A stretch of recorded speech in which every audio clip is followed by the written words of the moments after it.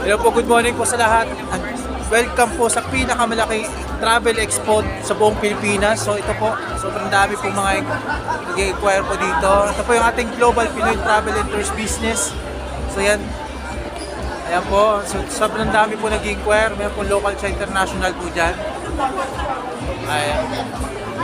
Yan, okay, so anyway po, no, hindi lang po yan, meron pang international, ito po banda.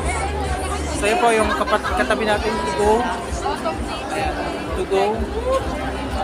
So meron pa po dyan, marami pa po mga Korea, Japan, Oman, Middle East, ano pa, Taiwan. So dami po mga ano dito po.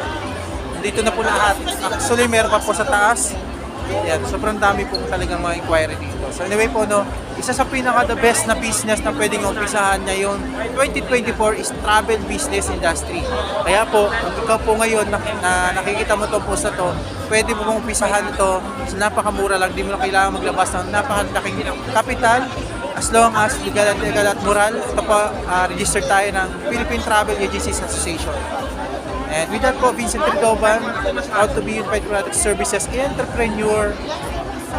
Thank you and God bless.